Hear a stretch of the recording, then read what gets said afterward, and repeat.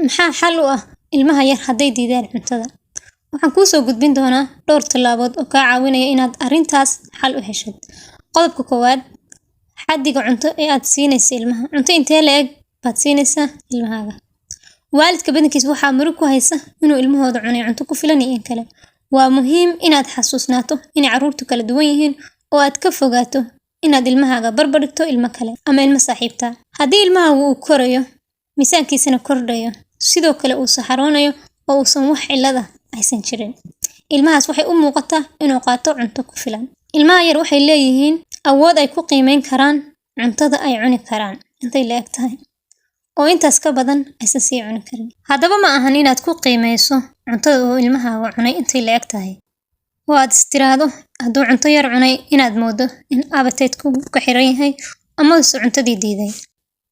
Qodobka labaad, ilmahaaga adigu tusaale u noqo. Ilmahaaga cuntada la cun. Markuu ilmahaagu arko adoo cuntada cunaya, waxay u badan tahay inuu jeclaysto inuu cuno.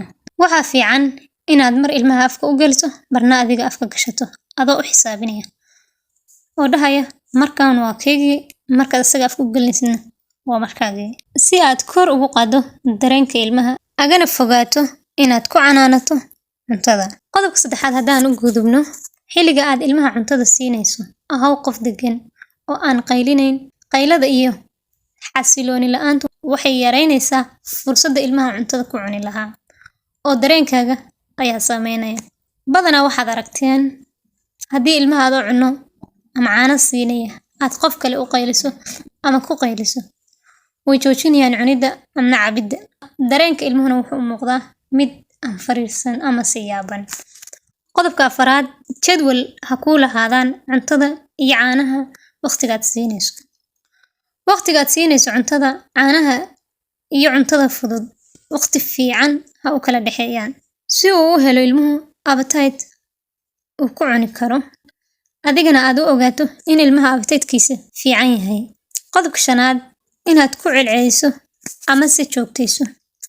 Joogtayntu waxay kugu caawinaysaa inuu barto ilmahaaga cuntada oo uu jeclaysto. Waxaan kaaga mahadcelinayaa daawashada fiidiyowgan, waxaana kaa codsanayaa inaad igu sharafto subscribe-ta. Mahadsanid.